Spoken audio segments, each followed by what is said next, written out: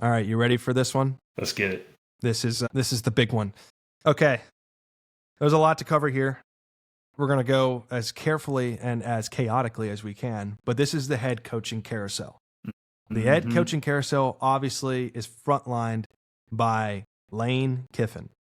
So, let me paint a picture here. Lane Kiffin, last 6 years, really great run here at Ole Miss. Well, due to the college football calendar, and you've seen this with other teams within different conferences, a lot of SEC hires this year could have debatably been a down year for the SEC if you want to call it that, for the teams that were the expectations were a lot larger. So they're making changes there. But the college football calendar, with signing day being literally in 2 days, if you're listening to this on a Tuesday, right, when it releases, so tomorrow on Wednesday is signing day. Transfer portal hits in like late December, early January, somewhere within that category. You got to get your staff together. You got to get your team together. You got to go out there and recruit. You got to get your budgets on the right page. And then you got to also figure out if their current coach, such as Summerall or Lane Kiffin, whether or not they can coach the rest of the season, or they're leaving outright and leaving a college football playoff team under duress. And so that was the whole debacle with Lane Kiffin is, hey, can I coach the rest of the season? I am taking the opportunity with LSU. We kind of all saw the forest for the trees there. There was a lot of speculation of he should stay because you can win anywhere now with the NIL budget. But I think, honestly, your dad actually made a great point when we were visiting in Brownwood, so shout out to Greg. He was saying that he's renegotiated his contract or had contract disputes with Ole Miss the past 3 seasons. So there's turmoil there. How did you view, we were obviously tracking this really close. How did you view the Lane Kiffin departure to LSU? Do you think this is something that exposed a disloyalty to Ole Miss? Do you think this was in the best interest and out of the goodness of his heart from Lane Kiffin? Or historically, are we thinking that this is a classic Lane Kiffin, really bad ex-toxic breakup type scenario? I think it's the latter. So here's why. So from my understanding, Lane Kiffin was the coach at Tennessee for a year. And then after that 1 year at Tennessee, he goes to USC. I think he was let go at USC at one point. I don't remember the deadline between those two, but I think at one point that he was also the offensive coordinator at Alabama. While he was the offensive coordinator at Alabama, and when they were making a run, he was interviewing to be the Florida Atlantic head coach. And then while he was being the Florida Atlantic head coach, I think they were about to go to conference championship, and he left to go to Ole Miss. And now here we are. They're about to make a college football playoff run. Now, granted, I'm pretty sure he said he wants to stay. This is all in basically the AD's hands, because they were supposed to have a player-only meeting. I believe that was around 1 o'clock, 9 a.m., one of the two. Yeah, it was 9 a.m., then it got moved to 1 p.m. Everything keep getting delayed. Yeah, it kept getting delayed as the announcement was. Yeah, yikers, right? But he was talking about how he wanted to be at the players' meeting when he was talking to, I think it was Marnie Smith, or the reporter that was basically sitting there the entire time. The AD was basically like, hey, we don't want you here anymore. Get out. We don't want you here. Now, granted, I kind of see why. You say, hey, you got us our best school record ever, and now you're about to put us in a spot where we can't do this without you, and you're also going to take a couple of coaches with you? Yeah, no, get out. And so I see both sides of the argument, where I see where Lane Kiffin wants to stay. It's not what the kids that also did it. I did it too. I pretty much got us to 11-1 and built this program and got us to where we needed to be. So I would like to coach college football playoff to see where we can go from here. But at the same time, I also see where Ole Miss is. It's well, dude, you're basically putting us in a spot where now we have to hire the defensive coordinator. And I think that he just promote him. Now, I don't know if that was already in talks while all that was going on, but at the same time, he just, kicked the bed. But what's funny is, you notice how once Lane Kiffin got hired, that's when the plethora of all the other coaches got hired right after that. Florida coach got hired, Arkansas coach got hired, Auburn coach got hired. All of them just got hired within a span of within hours of each other. And I think that's kind of funny to kind of see that in real time. Well, it's just because they're not on a technicality. The offensive players are not his recruits. If I would think so, right?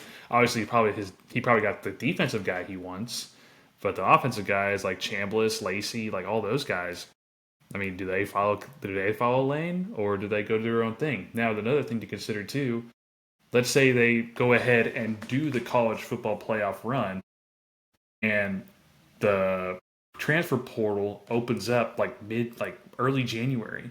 What happens to those players? They're gonna probably want to leave because like, hey, this isn't the coach that recruited me. I want to go somewhere else. Either follow him or just go somewhere else. And so now you beg the question: do you take Ole Miss out of the college football playoff? Yeah, that's what I was going to pose. Yeah, I mean, yeah, I don't know. That's the one I've been thinking about it all weekend, and I've been kind of trialing myself on it. I was like, well, I don't want to see a team in the playoffs that lost their head coach, that's under duress, that has all this chaotic stuff happen. And granted, they have 2 weeks or so to kind of get things under wraps and to say, who's with me, guys, and go out into battle and play whoever they're scheduled to play. But they are, to me, no matter what, I think I settled on this, that they are a playoff lock. You have to keep them in.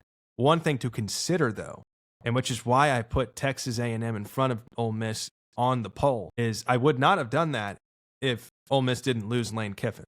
Mm-hmm. And so Lane Kiffin is the play caller. Somebody told me that he wasn't. That's completely fabricated and false. He's the play caller. They wouldn't hire him unless he was. Yeah. Or unless he was not the play caller. And so with that being said, like Lane proactively got them to where they are from a coaching standpoint.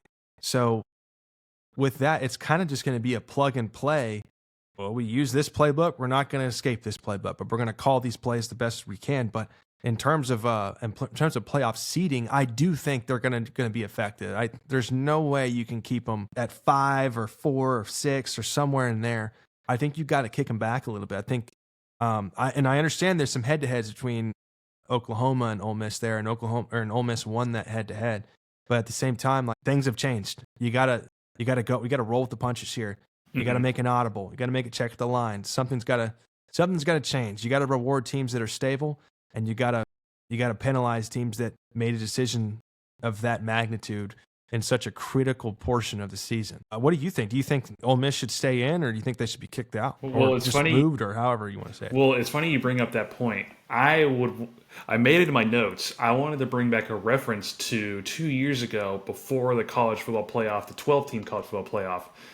Do you remember where it was the 4-team playoff? We had the Big Ten champion, which was, oh God, that was Michigan. Oh, was it Michigan? It was Michigan. Is this the Max Duggan year?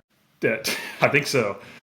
Pac-12 champion was Washington. Big 12 champion was Texas. And then the SEC champion was Alabama. And then guess who the ACC champion that was? Florida State. You already know. But there was a big controversy that came out that said, why is Florida State not in here when they're undefeated? Well, you had a big key person not be a part of the team anymore, a.k.a. Jordan Travis with that gruesome injury. They had to take that into consideration. I mean, I have like the stats here. So obviously, Big Ten in 2023, Washington beats Oregon 34-31. Bama beats Georgia 27-24. Big 12, UT beats OU 49-21. Like, these are like dominant teams and ranked teams that you pretty much had to recognize. And then Florida State, without Jordan Travis at that point in time, beat a 10-2 Louisville, which is still a good enough schedule, 16-6. There's a big decline in production. Yeah. Now, obviously, their defense, if I remember correctly, their defense was stellar. Like, they had every player that everything was connected. They just didn't have the quarterback play. And so what happened was they obviously booted them out. But what happened to Florida State after that? They played Georgia in the bowl game. And remember that game? They beat them by 5+ TDs. Because a lot of the players either entered the transfer portal or they just decided to opt out and probably go to the draft. And so that's where kind of my argument is just well, what makes you think that's not going to happen with Ole Miss? What makes you think that, hey, well, they deserve to be there 11-1. Think about the kids. I'm sorry, this is an entertainment industry. Business comes first. if you really think about it, we want to make sure that we have the best players or players slash teams within the college football playoff. If you do not have a key component within your program, whether it be a coach or a leader like the quarterback, they're going to have to take that into consideration. Now, I kind of agree with you. Maybe you bring them down a couple seeds. I actually probably wouldn't be opposed to that.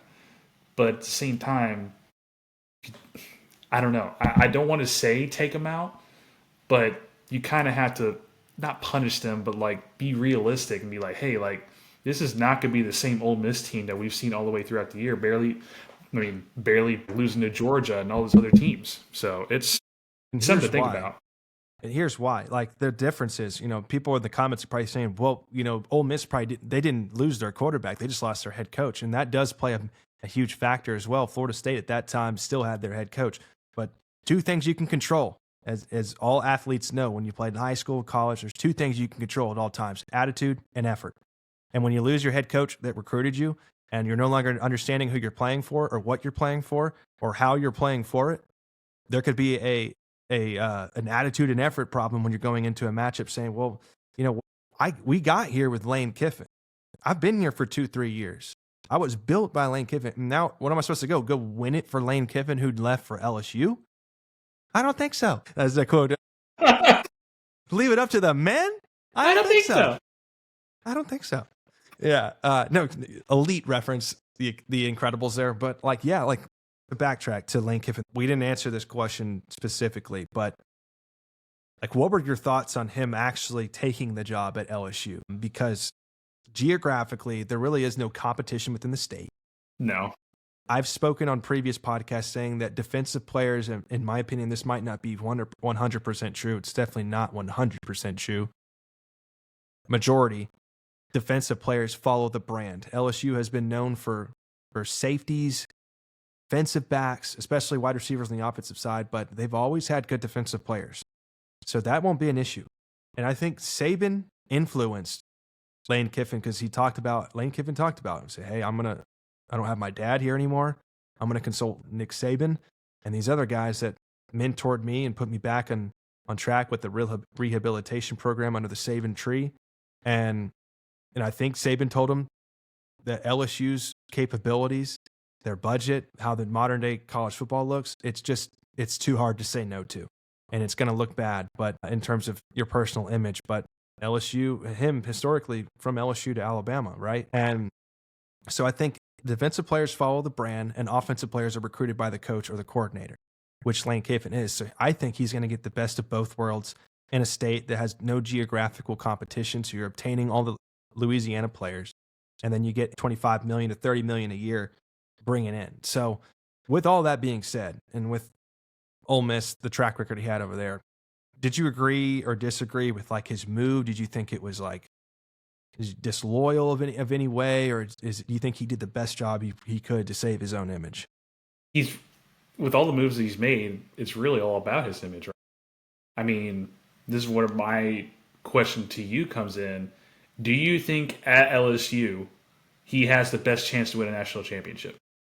If you go study the financials, LSU accumulates more of a budget. They have more capabilities in terms of growth and financial capabilities. So from that standpoint, I think he's going to do a lot better at LSU than what he did at Ole Miss. And it might not hit the ground running instantly, but in the modern era of college football, it is all about obtaining players via money.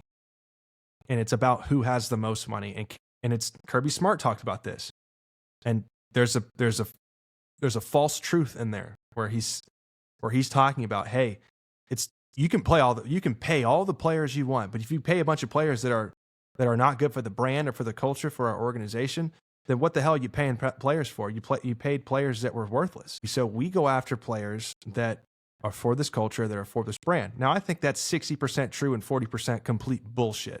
But Lane Kiffin, on the other hand, same thing applies for him. I think he's going to go all out. He's going to take a lot of his Ole Miss guys with him. He's going to take people from around the country around with him. And he's going to reobtain his daughter's boyfriend, Whit Weeks, most likely. And so with that being said, I think he's going to do better. He has a potential. It's not set in stone. But I think he has the potential to do much, much better and win a national championship. They were always there at Ole Miss, like in the conversation. But what have we talked about for the past 3 years? When they play a good team, they don't perform. Yeah. And they don't have the defense to do it. So maybe at LSU, he gets the defense. What do you think? Before Brian Kelly, I'm pretty sure all the coaches that they have brought in, which would be like Les Miles, Nick Saban, Ed Orgeron, all those coaches won national championships at LSU. So 3 of the 4 coaches they have brought in have won a national championship.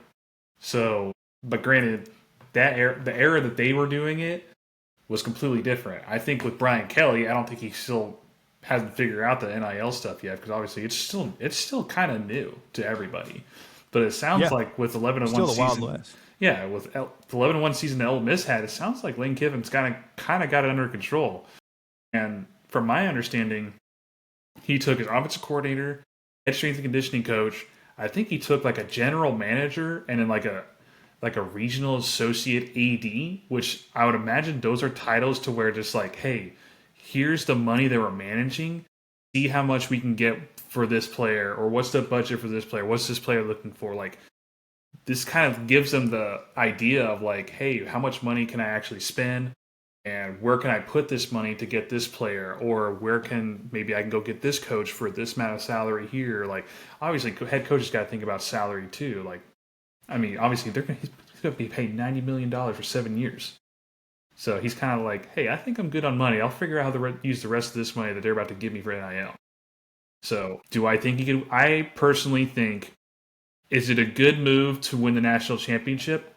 Yes. Do I think it's a good move as in, is it good morally? Not really. But, at the end of the day, sometimes, hey man, money talks. Yeah. But at the same time, Ole Miss was going to offer them the same amount of money if the reports were true. So I don't know. It's hard to say, but if he wants to win a national championship, I think it's Ole Miss. So I think it was a good move. So this is Chad Awney, new contributor here. SFA player for 5 years at tight end. Played what is the bowl between Sam Houston and SFA? It's the Battle of the Piney Woods. Battle of the Piney Woods. So he was very adamant about allowing Lane Kiffin to coach the remainder of the season. So here's his take. He said, I think it was a big move for Lane to go to LSU from Ole Miss. What I think is ridiculous is the fact that they wouldn't let him finish out the season with their playoff berth, especially it being their first in program history. Now, when it comes to handling the situation, he did a piss poor job. I don't think he needed that many weeks to figure out what to do. I think 7 days could have been good and give everyone enough time to figure things out, talk to the team, and even have a better chance of convincing Ole Miss to let him coach the rest of the season. And so that kind of poses the question. Did you think that they made the wrong decision in not allowing Lane Kiffin to coach the remainder of the college football playoffs? If you were the AD in that situation, and that's putting you on a big spot, but like if you were the AD in that situation, you had the first playoff berth that Lane Kiffin orchestrated the past 6 years, 3 consecutive 10-win seasons. What would you have done in that difficult spot without any AD experience, obviously? But no, for sure. I think when you're in that position, you got to think about the kids. I think you got to put ego aside, and a lot of times you got to take the bullets. Like, is it what I want to do? No. Realistically, I want to tell this guy to go screw himself, and then hope he doesn't do great. I mean, that sounds mean, but like that's just kind of what I think. But at the end of the day, it's just like you got to be the bigger man of the situation and be like, hey, look, this is a historic moment for not only for our kids, but for, our university.